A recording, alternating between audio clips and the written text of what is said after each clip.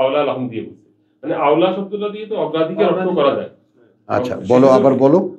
আওলা লাহুম, এটা তাদের জন্য ভালো হতো যে তাতুন, তারা যদি মেনে চলতো এবং তারা বলতো ভালো কথা। ও আচ্ছা, মানে 20 নাম্বার আয়াতের শেষ দুটো শব্দ 21 নাম্বার আয়াতের সাথে মিশিয়ে দিচ্ছে। এরকম তো অনেক। আবার আওলাকে আপনি ধ্বংস বলতেছেন, এদের এভাবে আপনি মিলে এটাও মানে এটাই আমরা পড়ি মূলত আওলা লাহুম, তাদের জন্য ধ্বংস। হ্যাঁ তাআতুন ওয়া কাউলুন মারুফুন, তখন এটা আবার মনে হয় যেন বিক্ষিপ্ত। না, আমি বলছি, আমি আমি আমি যেভাবে নেই সেটা দেখো। আমি বিচ্ছিন্ন আমার কাছে লাগে না কেন, যে এই যারা তোমার দিকে একবারে মৃত্যু এসে গেছে এমনভাবে তাকায় যখন যুদ্ধের কথা হয়, আল্লাহ শেষে যে দুটো শব্দ বলেছেন ওটা তো ফাউলা আলহম, ধ্বংস এদের, অথবা ধ্বংস এদের অনিবার্য। এটা একটা মন্তব্য আল্লাহর। আমরা ওখানে না গিয়ে মগশি আলাইহি মিনাল মউত এইটুক পর্যন্ত যদি থাকি, তাআতুন ওয়া কাউলুন মারুফ, সামনাসামনি আনুগত্য এবং ভালো ভালো কথা, এগুলো তো আছে।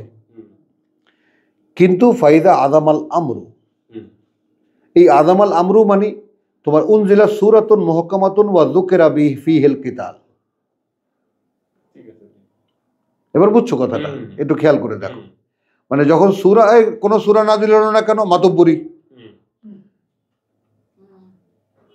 বুঝে নাই? আল্লাহ এখন যুদ্ধ করতে বলছেন, কোনো সূরা নাযিল হয়েছে? যখন ঘটাস করে কোনো সূরা নাযিল হয়ে যায় তখন,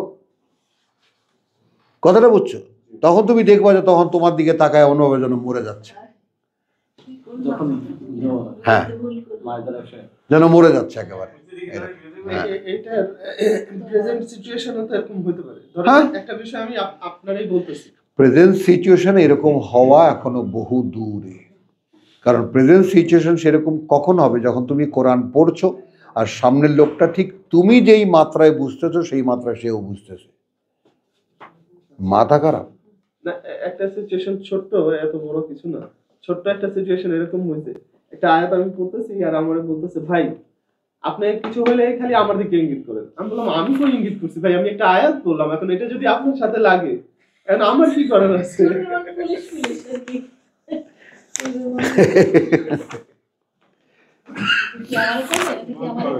হ্যাঁ,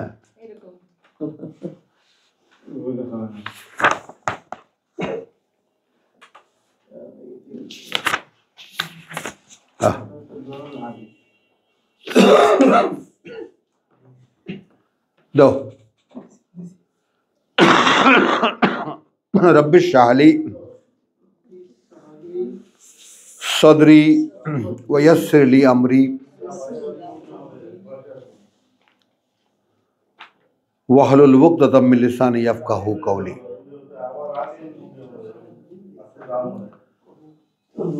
আমরা সূরা ফাতিহায় এসেছি, আয়াত 29 আমরা শব্দটি পাবো। 28 আয়াতখানা আমরা নিচ্ছি আমাদের প্রাসঙ্গিক হিসেবে, যে আমরা সকলে ভুলে যাই যেটা ব্যাপারটা, আমরা যারা কোরআন অনুশীলন করি তারা ব্যাপারটা যেন লক্ষ্য রাখি। হ্যাঁ, ওয়া হুয়াল্লাযী আরসালা রাসূলাহু বিল হুদা, মানে আমরা এটা প্রথমে দেখেছি সূরা তওবায়, দ্বিতীয় এখানে, তৃতীয় সূরা সাফে, তারপরে চতুর্থ জুমায়।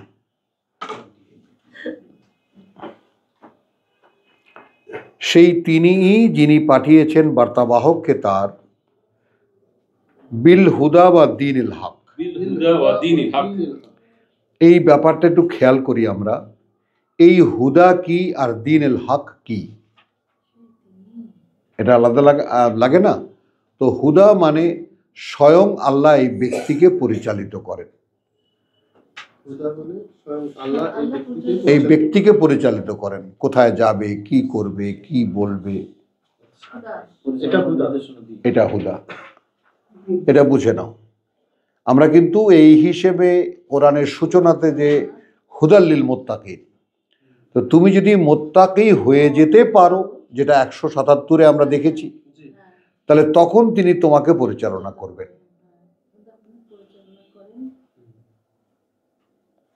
উলাইকা হুমুল মুত্তাকুন, তখন তিনি পরিচালিত করবেন তোমাকে। কারণ স্টেজেসগুলো আছে, যে তোমাকে আল্লাহ পরিচালনায় কখন নেবেন। তো রাসূলদেরকে আল্লাহ তাআলা পরিচালনা নিয়েছেন আগেই, মনোনীত তারা। তো পৃথিবীতে তাদেরকে যখন তাদের কাছে ওহী কার কার কাছে আসবে, তারা সিলেক্টেড মানুষ। তো এখন আমরা বার্তাবাহক হিসেবে যাকে সামনে দেখি তার কথা বলা হচ্ছে, যে তাকে যে তিনি পাঠিয়েছেন বিল হুদা, তার পরিচালনা দিয়ে, এক ওয়া দীনিল হক, আর মানুষের জন্য যে চূড়ান্ত জীবননীতি তা দিয়ে,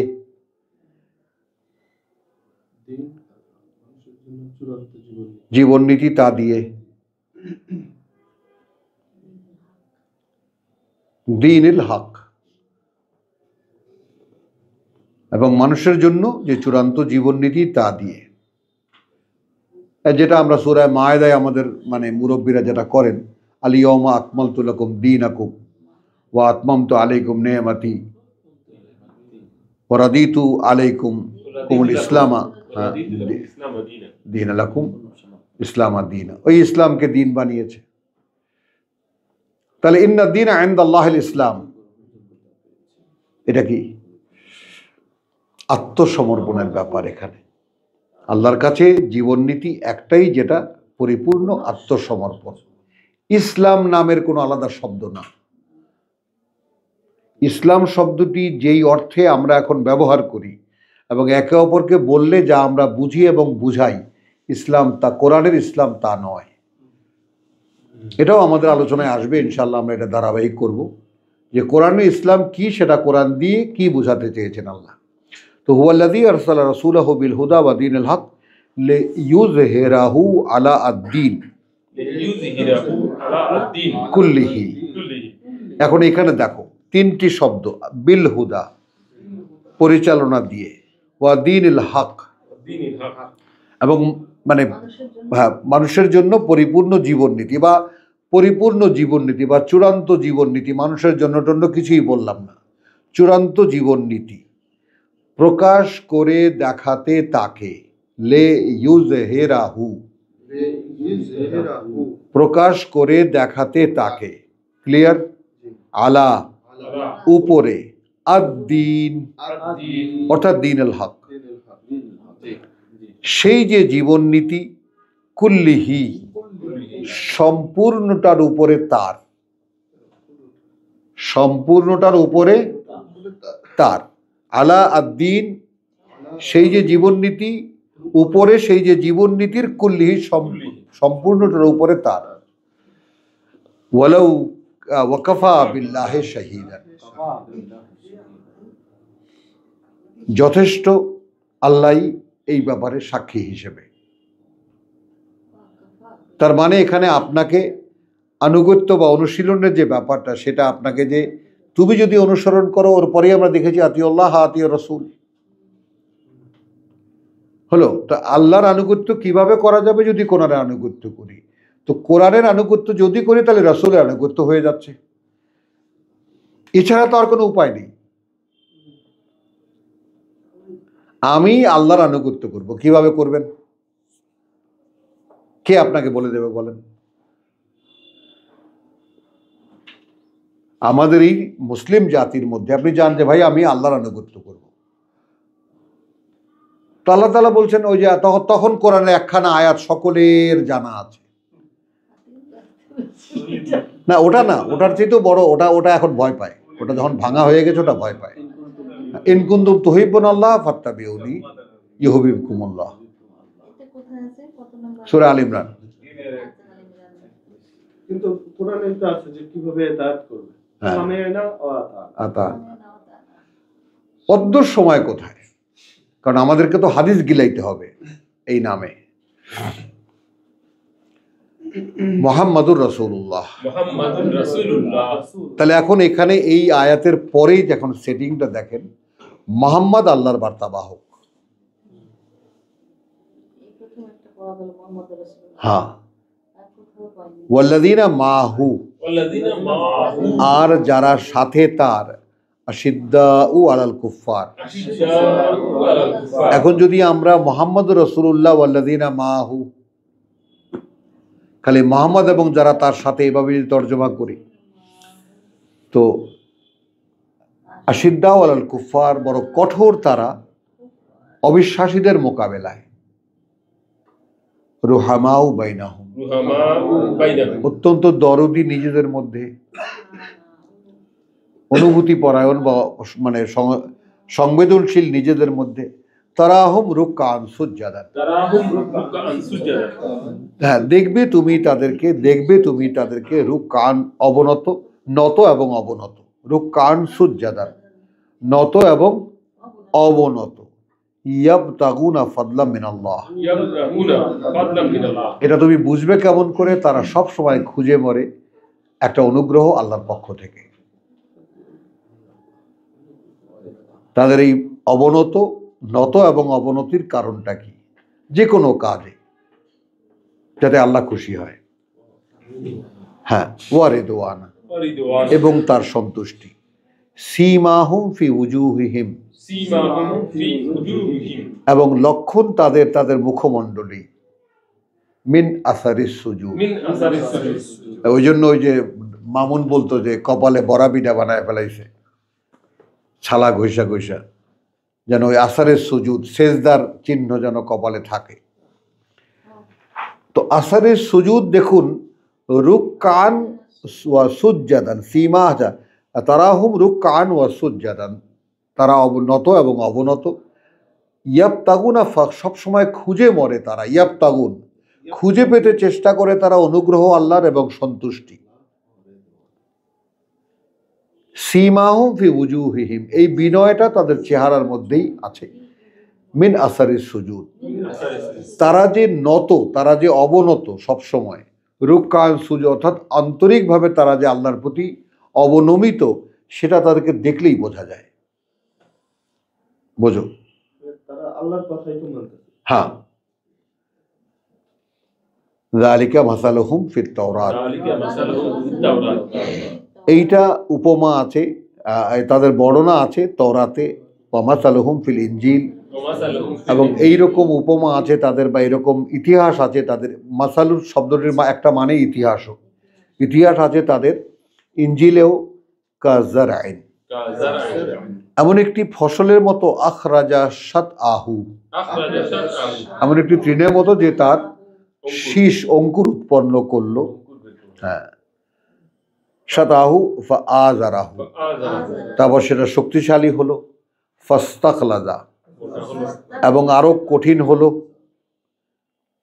ফাস্তাওয়া, এবং দাঁড়িয়ে গেল, আলা সুকিহি, তার নিজের কাণ্ডের উপরে, ইউজিবুজ যুররা, হ্যাঁ। তাহলে এখন আনন্দ দেয় কৃষককে, অবাক করে কৃষককে, লিয়াগিজা বিহিমুল কুফার, তাহলে যে এই ক্ষেত রচনা করেছিল, যে এই গাছ পুঁতেছিল, যে এই বীজ বপন করেছিল, তার বীজ যখন আস্তে আস্তে বৃক্ষে পরিণত হলো, এটার কৃষককে আনন্দ দেয়, রাগিয়ে দিতে যারা অস্বীকার করেছিল তাদেরকে। ওয়াদা আল্লাহ, ওয়াদা আল্লাহর, আল্লাযীনা আমানু ওয়া আমিলুস সলিহাত, খেয়াল করবা কিন্তু, যারা বিশ্বাস এনেছে এবং করেছে আত্মশোধন করণীয়গুলো, মিনহুম, তাদের মধ্যে মুহাম্মাদের সাথে যারা আছে তাদের মধ্যে আলাদা করে, মাগফিরাতুন, ক্ষমা, ওয়া আজরান আযীম, এবং রয়েছে অনেক বড় পুরস্কার। একখানা আয়াতই সূরা ফাতহায় আছে, এরপরে আছে সূরা হুজরাত।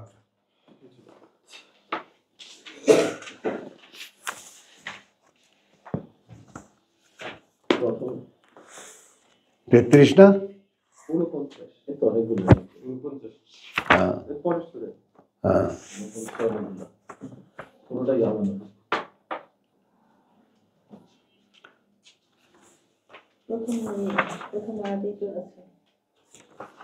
বিসমিল্লাহির রহমানির রহিম, ইয়া আইয়ুহাল্লাযীনা আমানু,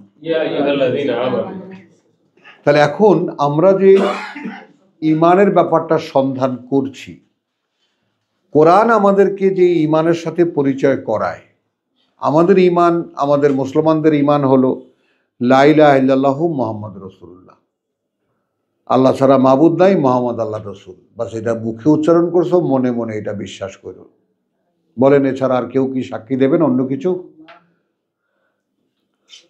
এরপরে গরু গোস্ত খাওয়া, দাড়ি রাখা, টুপি মাথা দেওয়া, লম্বা কোটটা গায়ে দেওয়া, 5 ওয়াক্ত নামাজ পড়াই তো। হ্যাঁ, তো ভাই আবার একটা কুৎসিত ইঙ্গিত করেছে, সেটা আমি নাইবা বললাম। হ্যাঁ, ইত্যাদি ইত্যাদি। তো ইয়া আইয়ুহাল্লাযীনা আমানু লা তুকদ্দিমু বাইনা ইয়াদাইল্লাহি ওয়া রাসূলিহি, মানে আমাদের এই মুসলিমরা যদি কোরআন পড়তো, আমাদের তথাকথিত আলেম ওলামা আল্লামারাও যদি কোরআন পড়তো, কোরআন যে তারা পড়ে না এটা আপনাদের কাছে পরিষ্কার হয়ে যাবে। তারা কোরআনের সাথে তো কোনো সম্পর্ক নেই, অর্থহীন তেলাওয়াত করে তারা। এবং এই জন্য কালকে আমি একটা কথা আপনাদেরকে বলেছিলাম যে এটাও একটা দেখার ব্যাপার, যারা একটু নিবিড়ভাবে কিছু 2-1খানা তাফসির যারা পড়েছেন, অন্তত অন্যান্য বেশ কয়েকখানা তাফসির যাদের চোখে পড়েছে, তারা দেখবেন যে আমলে যে শরিয়ত রচনা করা হয়েছে 150 বছরে, রাসূল ইন্তেকালের পরে, খোলাফায়ে রাশিদুনের পরে 150 বছরে ইসলাম নামে একটা ধর্ম সংগঠিত হয়ে গেছে।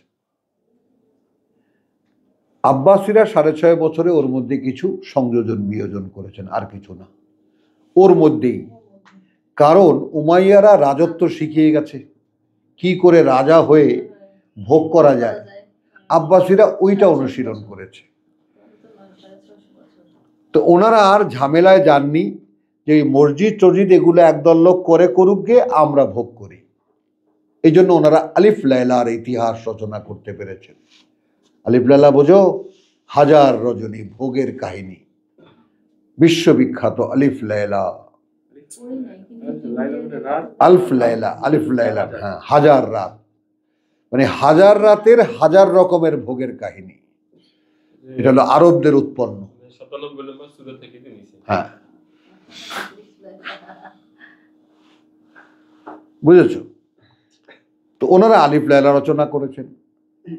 আর ওদিকে মসজিদে মসজিদে হুজুররা, ইহুদিরা বড় বড় পরামর্শদাতা ছিল, উপদেষ্টা ছিল তাদের। এই উপদেষ্টারা উপদেশ দিয়েছেন, রাজারা উপদেশ দিত তাদের।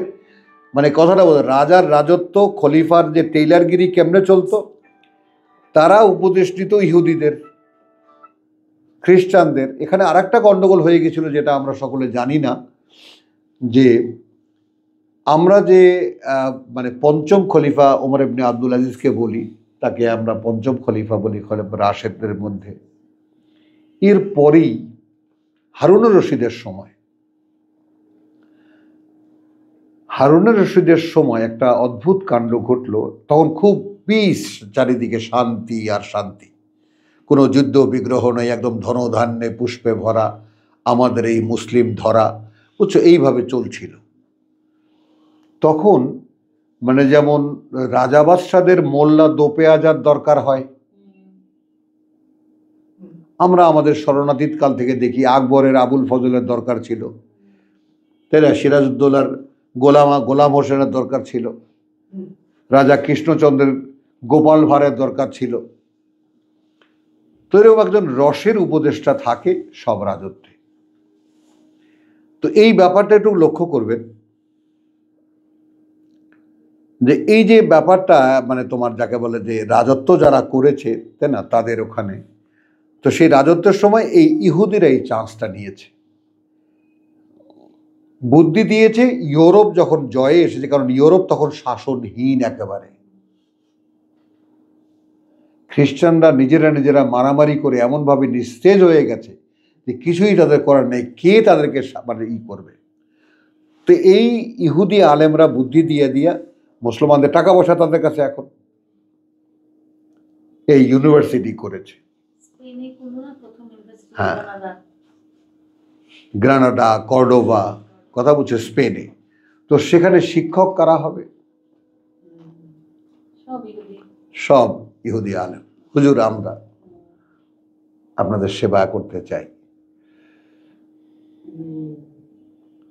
কথা বলছে। তো তারাই আসলে মানে খ্রিস্টানদের সাথে একটা অ্যালায়েন্স করেছে এইভাবে যে দেখো, তোমরাও কিতাব মানো, আমরাও কিতাব মানি, আর তোমরা তো এখন তখন রোমান ক্যাথলিক, সব কিতাবের কোনো সম্পর্ক নেই, পোপের মানে আন্ডারে আছে। তো তখন বললো যে দেখো তোমাদেরও কিতাব আছে, আমাদেরও কিতাব আছে, তোমাদের কিতাব আর আমাদের কিতাব একই, আসো হাত মিলাই। ওইখান থেকে শুরু। এবং এরপরে রেনেসা বলেন, তারপরে তোমার গিয়ে ওই যে বলো যে ধর্মযুদ্ধ যেটাকে বলে, হ্যাঁ সেটা, হ্যাঁ না ফ্রান্স রেভলিউশন না, ধর্মযুদ্ধ যেটাকে বলে ওই যে, আরে হ্যাঁ তোমার যেটাকে বলে, যাই হোক, আরে খুব বিখ্যাত শব্দ, যাই হোক, ক্রুসেড। এগুলো সব ওই সময়কার ইতিহাস। তো এখন দেখুন ব্যাপারটা হলো যে এরা তো করেছে আর আমরা করেছি এইটা। তো এর মধ্যে যেই ব্যাপারটা বলার জন্য এত বড় ইতিহাসের প্রেক্ষিত টানলাম, কোরআনের কোনো ভূমিকা নাই কোথাও। যেই কারণে যেখানে যেখানে কোরআন পাঠানো হয়েছে, মিশরে পাঠানো হয়েছে, কুফায় পাঠানো হয়েছে 5খানা বা 7খানা, ইয়েমান পাঠানো হয়েছে, তাই না, এরকম, আর মদিনায় 1খানা রাখা হয়েছে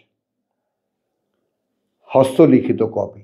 আর কোনো কপি করা হয়নি, যেটা ওসমানের আমলে করা হয়েছিল।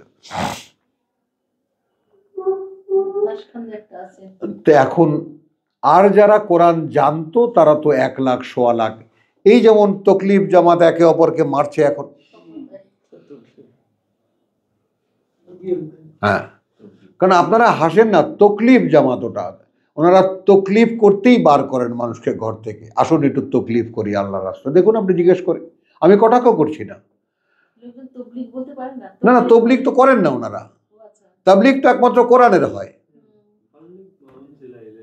হাযা বালাগুন লিন্নাস, তো কোরআনের অমোঘ ঘোষণা। ওনারা তো গল্প শোনান আর মসজিদে মসজিদে পিকনিক করেন, তো ওটাকে তকলিফ জামাত বলো। তকলিফ মানে কষ্ট করা, রাস্তা রাস্তায় কষ্ট করা, লাইন দিয়া কষ্ট করা। ওই যে মেহনত, তুমি ওরা তো বলে এটা, চলেন আল্লাহ রাস্তায় মেহনত করি আমরা, এই জন্য আমি তকলিফ, আমি বিকৃত কিছু করিনি। তো এখানে আসেন আমরা সূরা হুজরাতে দেখি, ইয়া আইয়ুহাল্লাযিনা আমানু লা তুকাদ্দিমু বাইনা ইয়াদাইল্লাহি ওয়া রাসূলিহি। তো এতগুলো কথা আমি যে বললাম, বিভিন্ন কথা, ইতিহাসের কথা, উমাইয়াদের কথা, খেলাফতের কথা, ধর্ম এবং শাসন আলাদা হয়ে যাওয়ার কথা, হ্যাঁ হ্যাঁ হ্যাঁ, না ওই সময় মাশাআল্লাহ, সেই সময় গ্রিক ফিলসফি আরবিতে তর্জমা হয়েছে। আল্লাহ তাআলা তোমার উপরে সরাসরি রহমত করুন। গ্রিক ফিলসফি, তখন ফিলসফি হিসাবে এক আছে ইরানে, তোমার জরাথ্রুসদের 2 ঈশ্বরবাদের জ্ঞান চর্চা যেহেতু সেখানে ছিল, আর এক ছিল গ্রিসে, যেখানে বড় বড় দার্শনিক আমরা নাম শুনি, তাই না, সক্রেটিস, প্লেটো, তাই না, যে সেই কি জানে বলে যে মরণ সুধা খেলো যে, তো তারা তো সেখানে, গ্রিক তখন অনেক বড় সভ্যতার একটা ধারক। তো এখন গ্রিক ফিলসফি সেটা তর্জমা করিয়েছে আরবিতে, করিয়েছেন এই আমাদের রাজারা।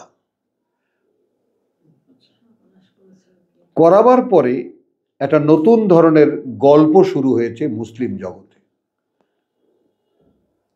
যেটা আমরা একটু আগে দেখিয়েছি একটা সূরা থেকে, যে দেখালাম আমরা যে আল্লাহ বনী ইসরায়েলকে দিয়েছিলেন কিতাব, কিতাবের বুঝ এবং কিতাবের বলার ক্ষমতা, এবং সব কিছু মোকাবেলা করা কিতাব দিয়ে, বুঝের তুলনা করে দেখা, ও বাইয়িনাতিন মিনাল আমর।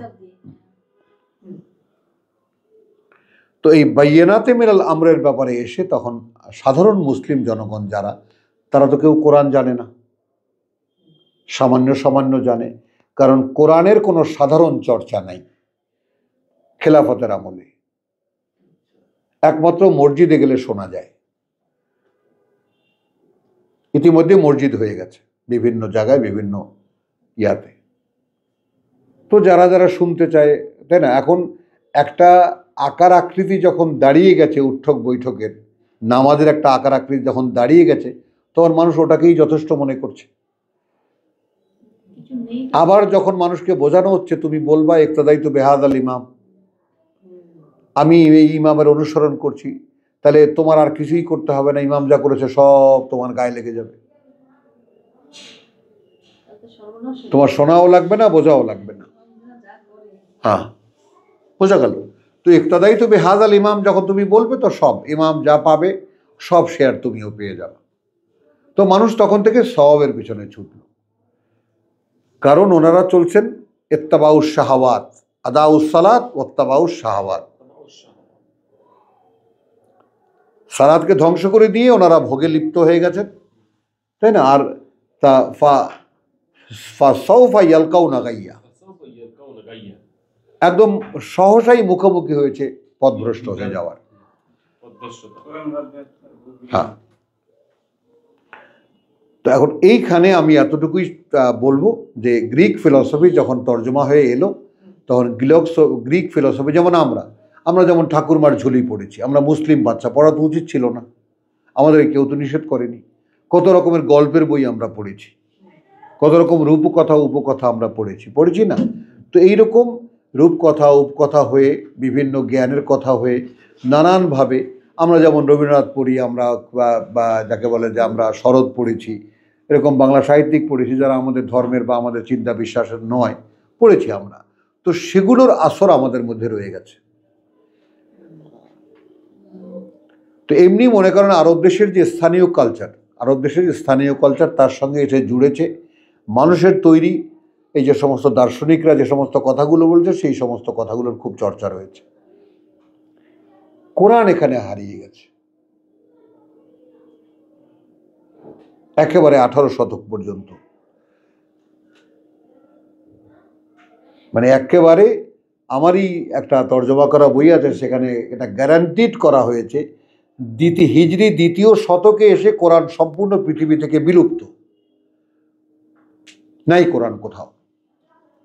খুদ রাষ্ট্রীয় কোষাগারের মতো খুব সংরক্ষিত, যেখানে যেখানে পাঠানো হয়েছিল ওসমানের সেই লিখিয়ে দেওয়া, ওই আর কোনো কোরআনে কোনো অস্তিত্ব, মুখস্থ যে কয়জনের ছিল তারা তো বিভিন্ন জায়গায় চলে গেছে 2য় হিজরি শতকে। হ্যাঁ, একদম এটা গ্যারান্টিড হয়েছে যে শেষ হওয়ার আগে হ্যাঁ, 2nd সেঞ্চুরি, যেটা হিজরা, যে কোরআন এখন আর কোথাও নেই।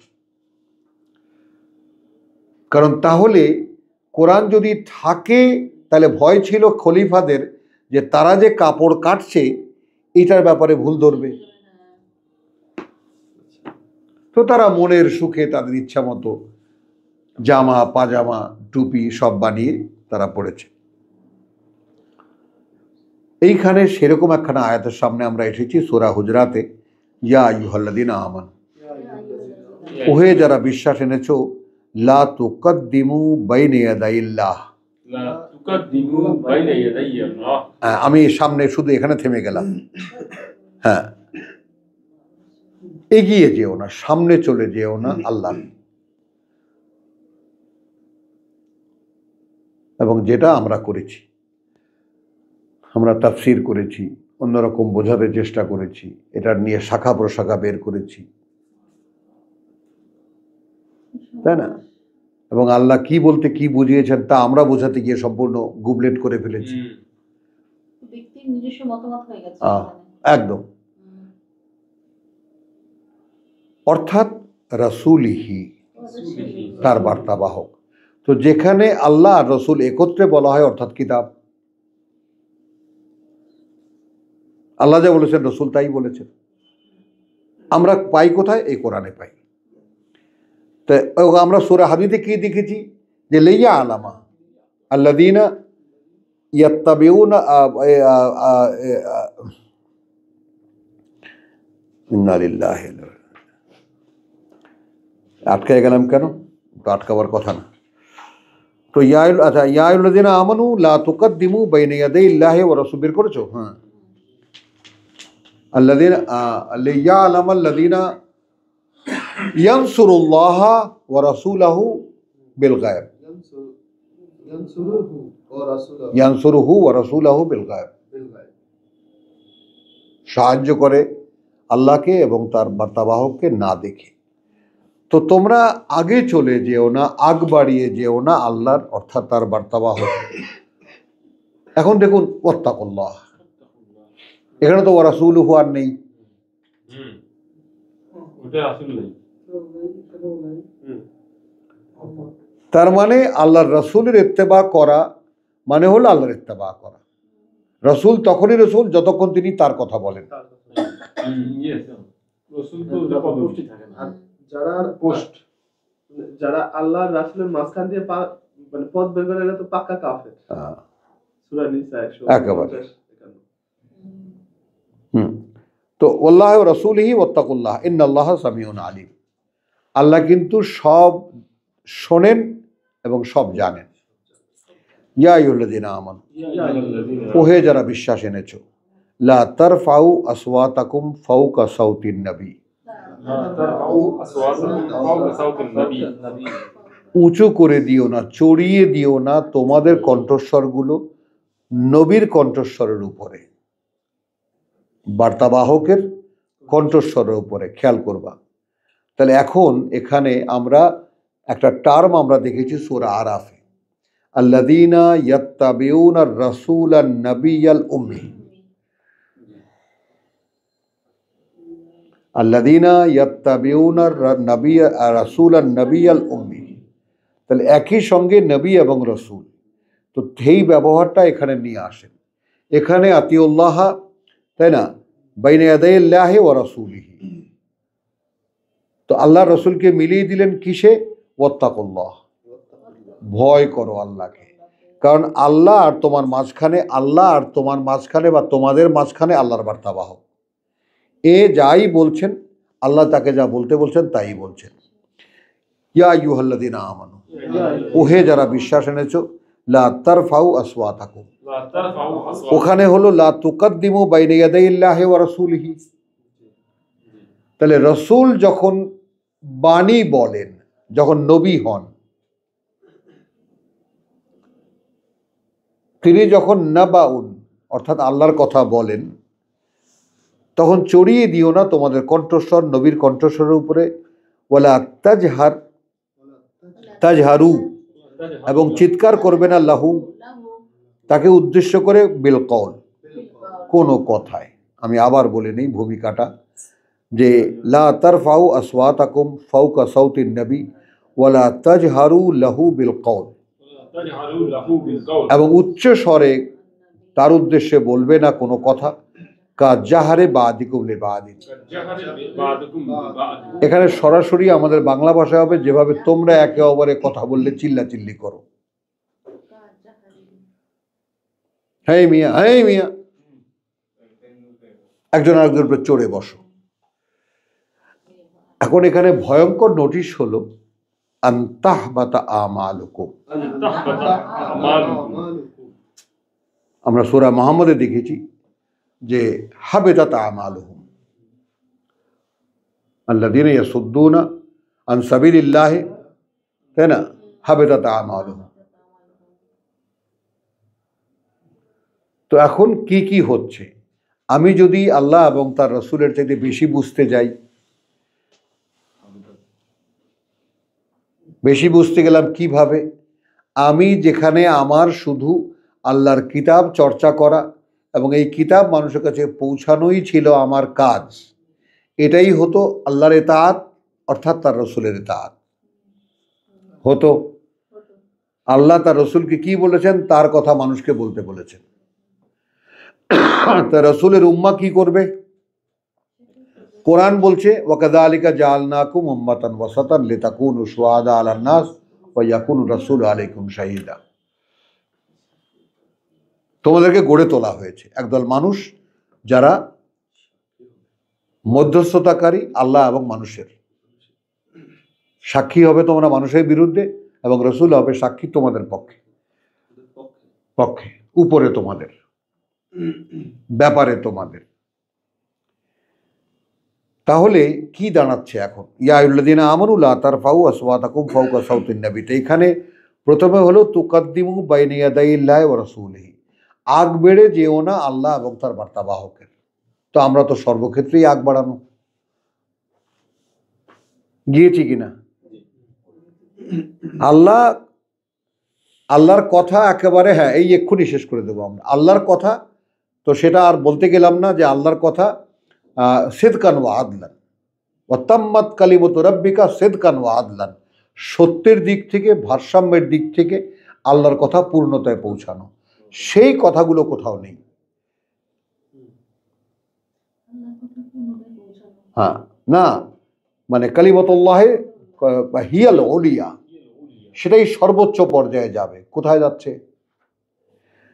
তো ইয়া আইয়ুহাল্লাযীনা আমানু লা তারফাউ আসওয়াতাকুম ফাওকা সাওতিন নবী ওয়া লা তাজহারু লাহু বিল কওল কাজহারি বাদিকুম লিবাদিন আন তাহবাতা আমালুকুম ওয়া আনতুম লা তাশউরুন। তাহলে এখন দেখো, ওই যে আমি যে পুণ্যকর্ম বলেছি, কেন বলেছি? যে তোমরা রসুলের সঙ্গে থেকে থেকে কিছু পুণ্যকর্ম করেছো, তাহলে গলা চড়িয়ে যদি কথা বলো তার উপরে, এবং কোনো কথায় যদি আল্লাহ এবং তার বার্তাবাহক যা বলেননি তা করতে যাও, তাহলে এমন হয়ে যাবে যে তোমরা যে সমস্ত পুণ্যকর্ম করছো তা সব বাতিল হয়ে যাবে, আর তোমরা জানতেও পারবে না, ধারণাও করতে পারবে না। তো এর বিপরীত দিকের একটা আয়াত শুধু বলি, ইন্নাল্লাযীনা ইয়াগুদ্দুনা আসওয়াতাহুম ইনদা রাসূলিল্লাহ, যারা নামিয়ে রাখে তাদের কণ্ঠস্বর আল্লাহর বার্তা।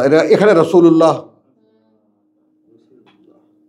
ইনদার রাসূল না, ইনদা রাসূলিল্লাহ, আল্লাহর বার্তাবাহকের সামনে যারা কণ্ঠস্বরকে নমনীয় রাখে, উলাইকা, ওই রকম যারা ইমতাহানাল্লাহু কুলুবাহুম।